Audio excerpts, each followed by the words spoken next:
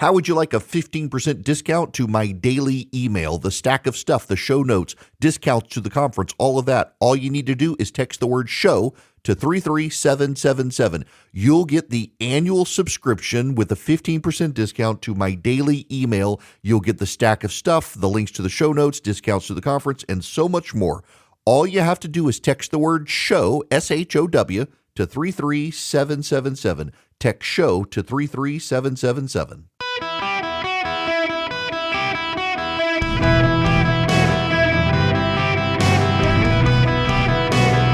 Welcome to the Eric Erickson Show podcast, Hour 3. My fellow Americans, I hope you're having a fantastic day at work on this federal holiday. The phone number is 877-973-7425. Bob Good, chairman of the House Freedom Caucus, in a very close race. He has tweeted this out. This race remains too close to call. We're in a period where the law provides a process for evaluating the accuracy of all the vote totals from Election Day to ensure everyone can have full confidence in the certified results. Provisional ballots and mail-in ballots are also still to be counted. We're asking for full transparency from the officials involved and patience from the people of the 5th District over the coming weeks. It is a very close race, and it is notable how it was Kevin McCarthy and Donald Trump together ganging up on Bob Good, one of the most conservative members of Congress, with a 100% conservative rating because he backed Ron DeSantis for president. The conservatives are getting purged for being conservative.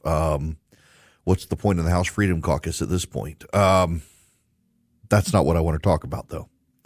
All right.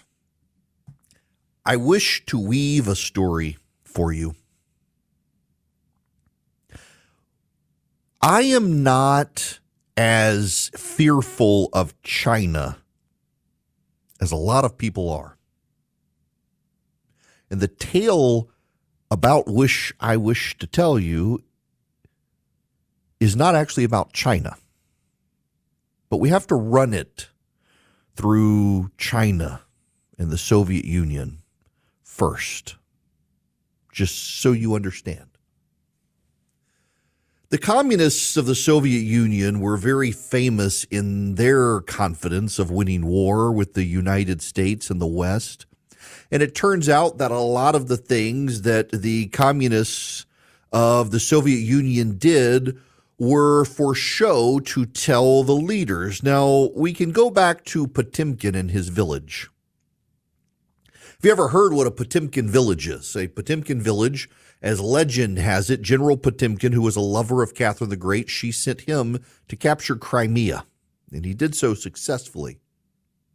And Potemkin built the facades of buildings on the way to Crimea along the river, so that when Catherine the Great went to Crimea to visit her newly conquered land, conquered from the Turks, she would see these elaborate villages thinking that, what the Russian people have done. And it was all facades. Now, the real story is there's historic evidence that what Potemkin was building were actually showcases of what potential could happen on the land.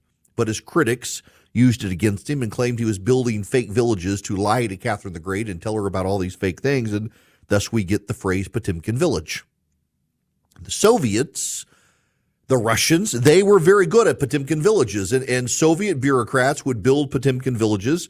They would fill grocery stores with lavish goods that no one could actually afford and show people. Take the subway system that Tucker Carlson got priapism over in Moscow. It was a beautiful, beautiful subway system with crystal chandeliers and art and murals and gold leaf and all sorts of stuff. It was actually built by slave labor, British subjects kidnapped by the Kremlin Soviets, forced into labor camps. They were engineers, and they were forced to design this subway station so that all the world could see the lavishness of the Soviet Union. And you left this station, and it was absolute squalor. We see this in North Korea as well, where they put on massive displays with their subway stations and all that, and they go nowhere. They're just designed to impress the West, and they're not real.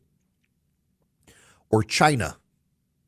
The Chinese build aircraft carriers that split in half. You know, they don't even have any nuclear carriers that work. They have several nuclear submarines, and they continue to have problems. And their latest nuclear destroyer cracked in half upon leaving dock. Their nuclear ballistic missiles, it turns out that they were using water to fuel them, not actual fuel, all to impress. And there were no whistleblowers. The whistleblowers could not whistleblow, because if they blew the whistle in China, they would eat a bullet. In this country, the Biden administration wants to haul them off to jail. In China and the Soviet Union, the whistleblowers always died, so there were never any whistleblowers. People who could see the graft, the greed, and corruption would take their concerns up the flagpole and then die. That gets me to Joe Biden. The problem with socialism and communism is the system economically doesn't work. It drives up costs, and it can't get implemented, and you have to engage in the making of Potemkin villages and fake submarines and aircraft carriers to make people pretend, and this is a recurring pattern. The Washington Times has this story.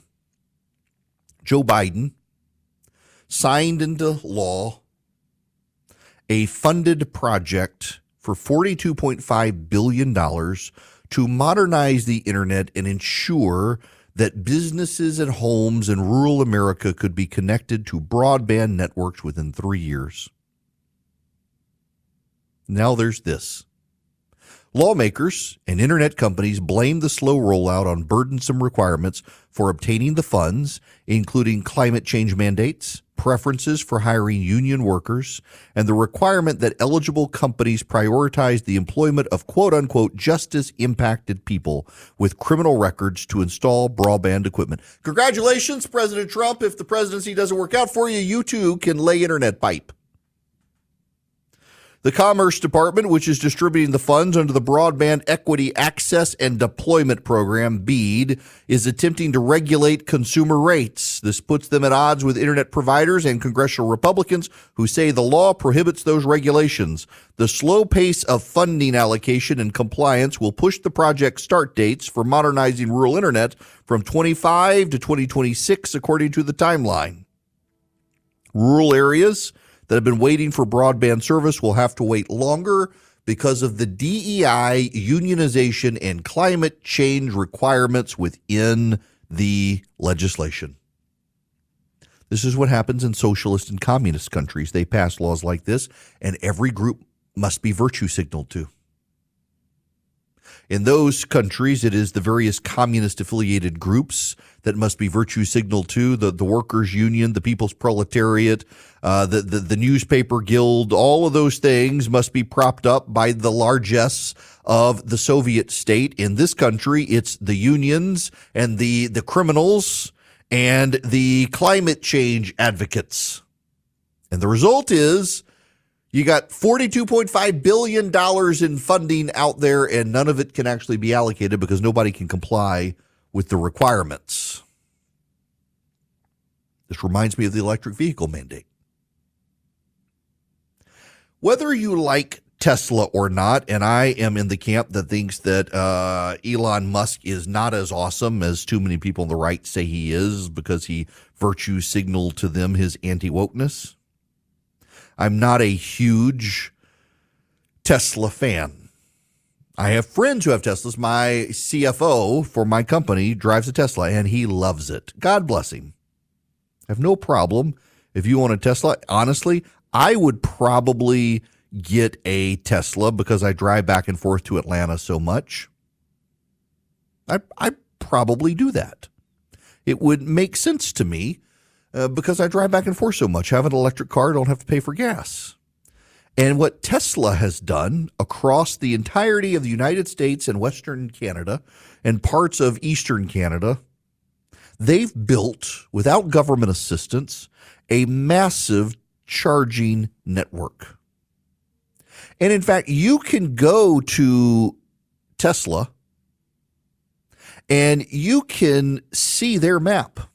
You can literally drive in a Tesla from Key West, Florida to Vancouver, Canada, And they've spaced out chargers along the way to make it possible for you so you're never going to have to worry about finding a charger.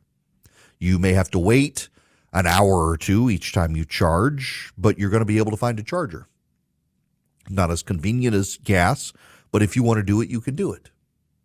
The federal government is trying to roll out electric vehicle charging stations around the country. They've allocated $100 billion to make it happen, and they've installed 7. With $100 billion, they've installed 7. Why? Because, like with the rural electrification and internet expansion, they're requiring climate change mandates and they're requiring DEI requirements that justice impaired individuals, that is felons, must be hired, unions must be used, and everybody must comply with the woke mandates, which has made it impossible to get anything done. 7 electric charging stations, and each of them has cost way more than the projected cost for an individual electric charging station, all because of the requirements that the wokes have used to demand and insist on efficiencies. And it drives up costs and it makes it more inefficient. This is the nature of a government proletariat being in charge of this sort of stuff, where constituent groups must be catered to. And there's a lesson here for the right. Because more and more people on the right are abandoning basic economics, and they've decided, well, if the left is going to pass legislation and justice-impaired individuals, unionized workers, and climate change activists must get their fair share and their skin off the top, well, we're going to do that for our side. And our groups, we're going to make sure they cash in. The problem is, on both sides, that's very hard to do. And maybe the right should take this attitude that the left has rejected, that a rising tide floats all ships. There's this anger and rage on part of the right that they want the other side to suffer. I get it. Oh, I get it. But maybe if instead the right takes the attitude that we could all be winners instead of there being winners and losers, that we can advance policies where everybody wins, they would do a better job of convincing people to stick with them and not abandon them and go back to the left that thinks that some people win and some people lose and they should be in charge of picking the winners and losers. The left has decided to pick a bunch of winners who are losers, and they can't now deploy their signature initiatives. Joe Biden wanted to be able to campaign in rural America and say, I brought you cheap internet.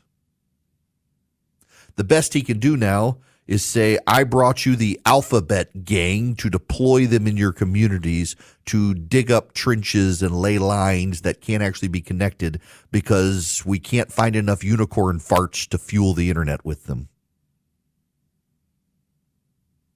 The signature initiatives, the EV charging station rollout, and the electrification and internetification of rural America are collapsing under DEI mandates from the Biden administration. There is a brilliant joke in there.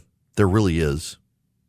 It is hilarious that this is where it's come from. But you know, this is the history of when you let the bureaucrats do these sorts of things. When you look at the ships of China or the cities of the Soviet state, when you let the commies get in charge of this sort of stuff, it all kind of blows up in their faces.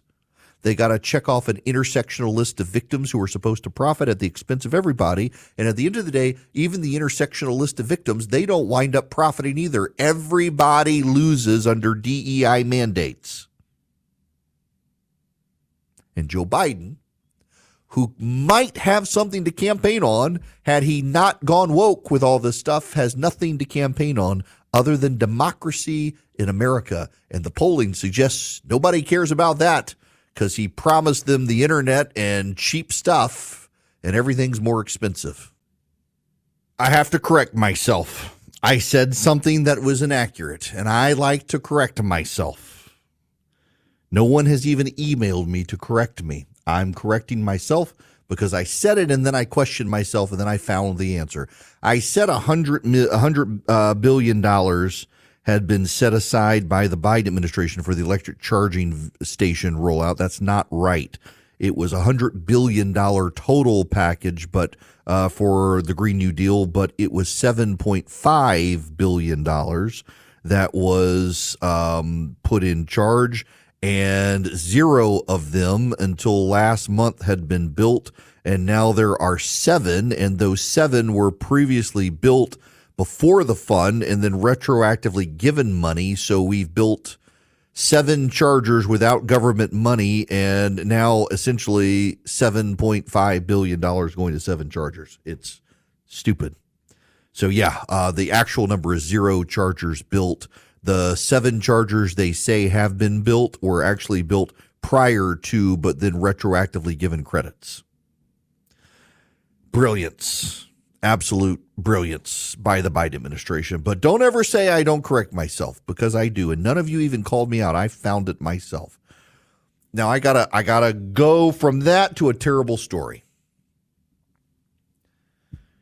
Another illegal alien has been accused of savaging a girl in the United States, this time brutally raping a 13-year-old girl in a New York City park. He's an Ecuadorian illegal immigrant. Migrant, the New York Post is calling him. He was arrested Tuesday in a sexual assault of this 13-year-old girl in a Queens park. He had been ordered to leave the United States in 2022 by the Department of Homeland Security. He crossed the border on June 25th, 2021 with his son in Eagle Pass, Texas. He was captured, processed, and released. He said he was going to live in an apartment in Flushings, New York. He and his 3-year-old son were released to a local nonprofit with a document providing a future court date. The family was deemed inadmissible by border agents because they lacked proper documentation to be in the United States, but were released with notice to appear. He's raped a 13-year-old girl.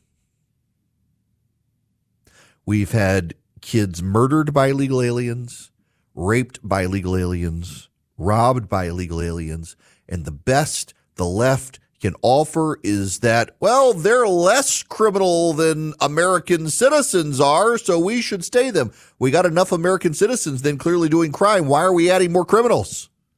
They may have a less propensity, but they're still more criminals. And yet they turn a blind eye to it all. All right, I got to move on. The Eden Pure Thunderstorm 3-pack is on sale right now. You can get 3 of them and save $200 at EdenPureDeals.com. The discount code is ERIC3, E-R-I-C-K, the number 3. There's no space there. You don't write out 3. It's just the number, ERICK3. EdenPureDeals.com. It's an air purifier, so it traps the dust, the pollen, all that. But I use it as an odor eliminator, and it really, really works. I have been, in fact, I'm going to go stay up in Bardsley Gardens a couple weeks, hit golf balls by myself, enjoy some quiet time. And I stayed in one. They had a wood-burning fireplace there, and they used the Eden Pure Thunderstorm to get the smoky odor out of the room. Someone had lit it and didn't open the flue, apparently, and it worked. Never smelled the smoke. Just clean air, thanks to the Eden Pure Thunderstorm. They work. In fact, we go to a local Japanese restaurant here in town that runs them. EdenPureDeals.com. The discount code is ERIC3. You get 3 of them. You save $200. They're small. You can plug it up with a USB cord in your car or plug it into the wall. I use it. I keep it in my travel bag. EdenPureDeals.com. Discount code ERIC3. Save $200. Get 3 of them for wherever you need them. Hello there. Welcome. It is Eric Erickson. The phone number is 877-973-7425 if you want to be on the program. Groupthink. We need to talk about it. It's relevant. I think I made a mistake. I feel a little guilty that I priced gathering tickets where I originally set them. I went back in and lowered the price. And I did it because, well, every year I've set them very low, and everyone said, oh, you should raise them, you should raise them, you should raise them. And no one else had the experience I had with them. But I listened to those who didn't have the experience, a lot of outside voices, and I had to go back and redo it and reduce the price for everybody. Because I felt like we rely on sponsors, and we try to make the price as reasonable as possible for people to come. And I really shouldn't, I should have stood my ground and said, I'm right. Because I think I was. So I did. I went back. We reduced the price. We got a good hotel room rate for people so we can meet people's price point to be able to come. We don't actually have a lot of tickets left now. People buying up the tickets. And I think we hit a sweet spot. If you go to engage to 33777, you can get a ticket. Now, I start this way and say it this way because I sometimes think that you can surround yourself with people who they don't necessarily have the same experience you have and they see things differently, and that's always a good thing. But at the same time, you might have unique experience, and in that unique experience have some insight they don't have, and you have a gut check that say this probably isn't the right thing. And I think you've all probably experienced that. One of my favorite quotes, and I don't know that she actually said it, but I had two separate people on two separate occasions tell me this is a Margaret Thatcher quote, and I can't find that it's true, but I attribute it to her, and it's one of my favorite quotes. When you have someone tell you to think outside the box, shoot them. You do a lot of outside the box thinking. Oftentimes things are done inside the box. Conventional wisdom, it exists for a reason. People mock conventional wisdom, but very often conventional wisdom turns out to be right because it's the tried and the true. So you have gut knowledge. You have beliefs based on your life experience, and you get surrounded with people who say, no, you need to go this way. The danger with all of that is you then wrap yourself in an orbit of people who allowed in no other voices. And then your conventional wisdom becomes the wisdom of a bubble. It's not conventional wisdom, it's not wisdom. It's the groupthink of a bubble that doesn't accept other outside input to challenge that wisdom. And it can cause you all sorts of problems. And it is causing problems for a man you all know. His name is Joseph Robinette Biden. Senior Democrats, including some of President Biden's aides, are increasingly dubious about his theory for victory in November, which relies on voter concerns about January 6th, political violence, democracy, and Donald Trump's character. Joe Biden's core inner circle hasn't lost faith in this approach, the product of Biden and his longtime aide Mike Donilon. But that puts them on an island within much of the party about what will decide the election, as polls consistently have shown Biden tied or even behind Donald Trump, even after a slight bump following Trump's criminal conviction. A Democratic strategist in touch with the campaign told Axios, quote, "It is unclear to many of us watching from the outside whether the president and his core team realize how dire the situation is right now and whether they even have a plan to fix it. That is scary." People close to the president told Axios they worry about raising concerns in meetings because Biden's group of longtime loyal aides exile dissenters. Even for those close to the center, there is a hesitance to raise skepticism or doubts about the current path for fear of being viewed as disloyal, a person in Biden's orbit told Axios, speaking on conditions of anonymity. There is no discussion that a change of course is needed. One of the jokes about the group is that no new friends are allowed. It's the unofficial rule. The group includes First Lady Jill Biden's top aide, Anthony Bernal, and former Deputy Chief of Staff, Annie Tomasini, low-profile but powerful aides who've worked for Biden's since the 2000s. When Tomasini was still head of the Oval Office operations last year, she and Bernal surprised people by sitting in on interviews for Biden's campaign manager.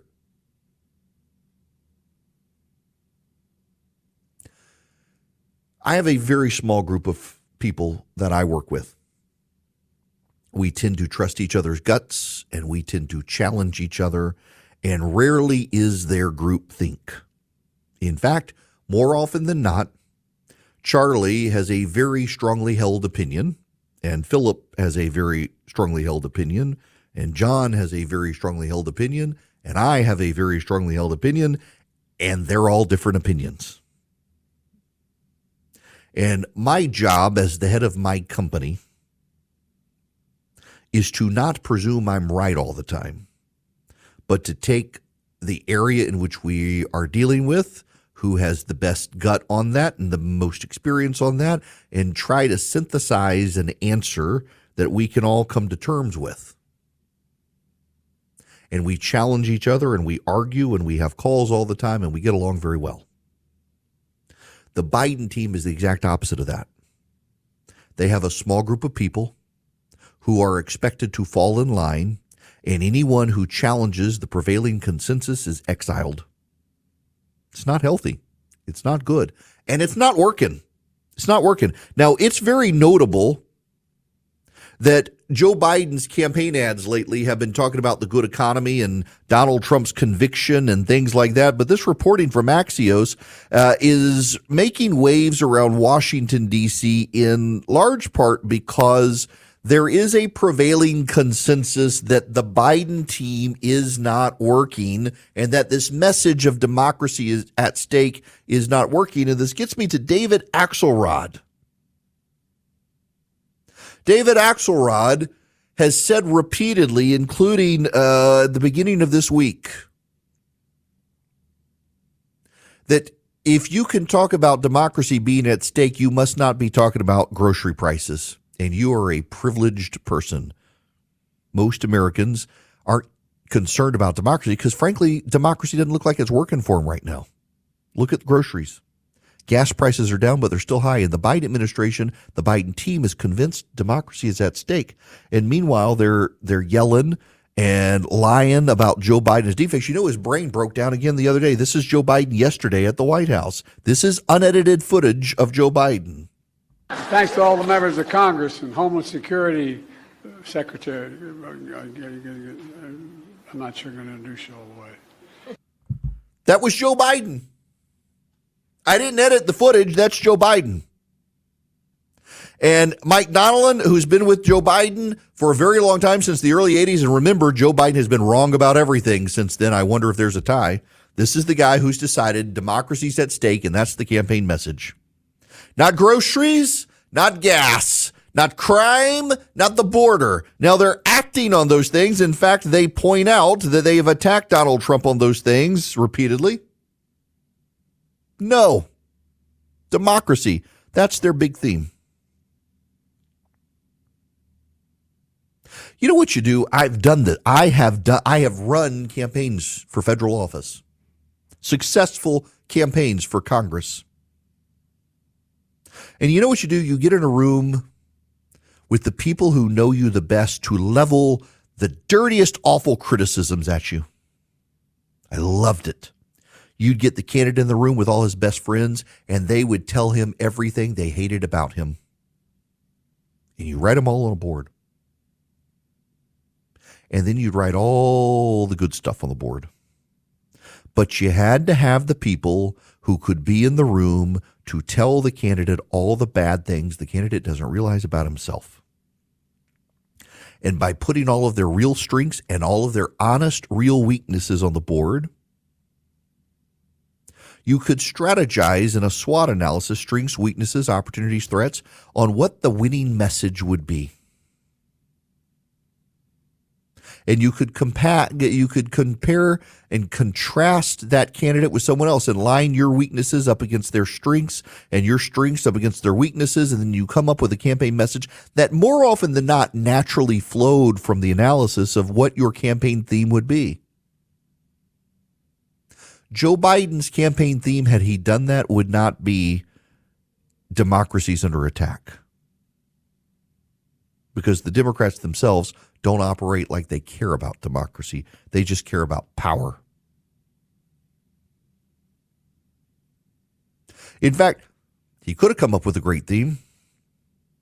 We've turned the corner.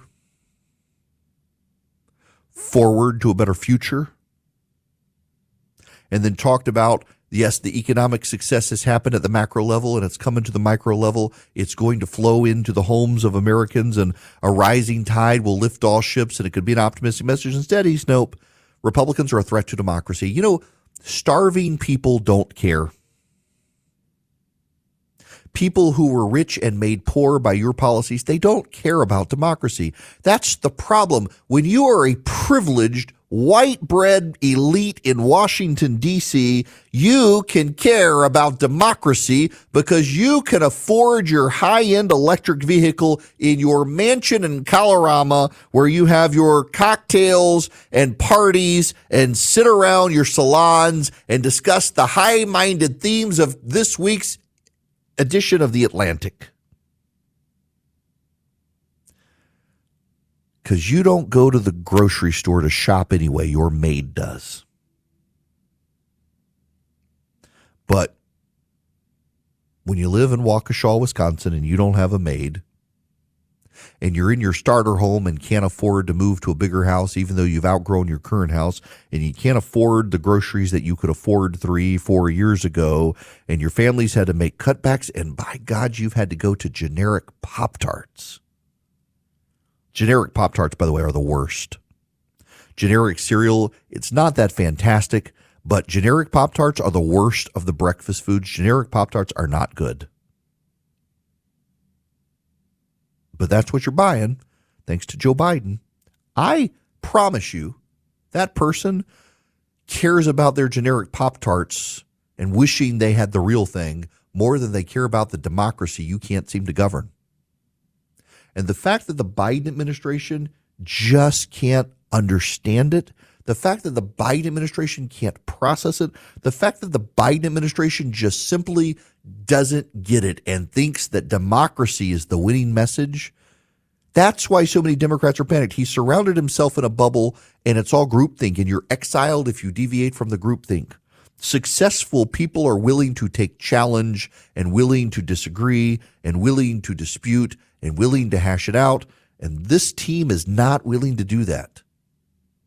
It's got all the Democrats in Washington now upset and freaked out that Joe Biden is going to lose, and they really do think democracy matters, except they are not acting like it because they would welcome some outside input and change course.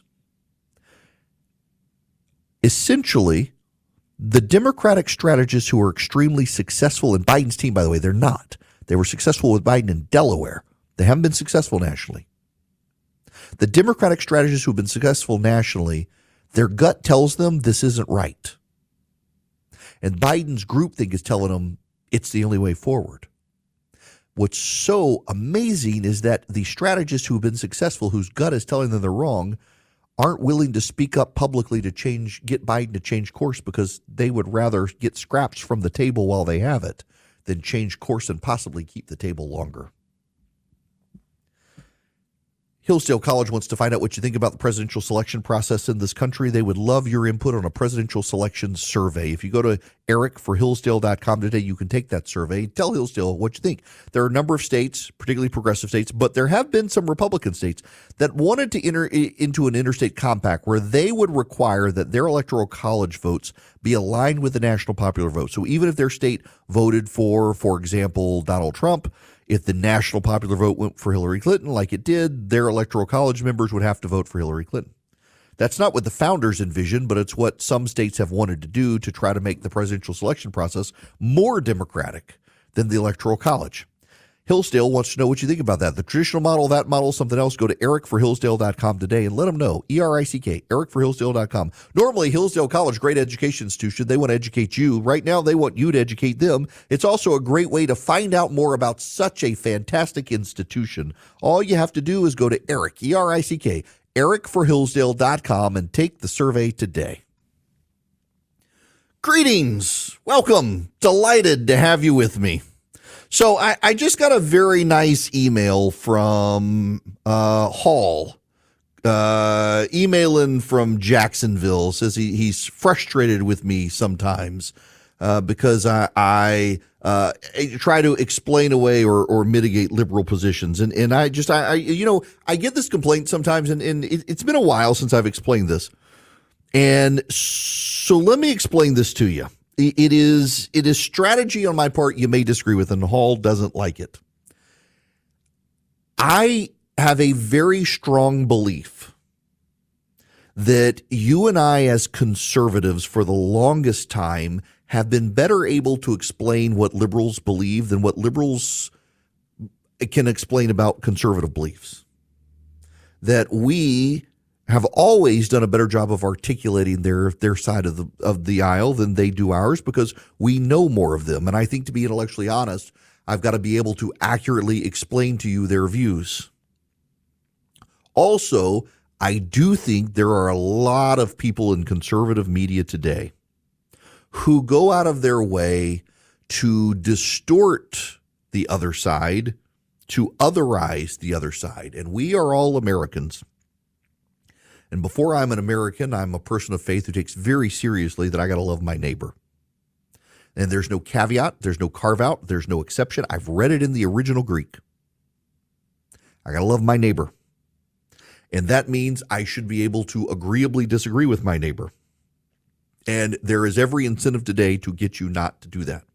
And I know I can sometimes frustrate my friends who listen by trying to explain to you what the liberal position is as reasonably as possible.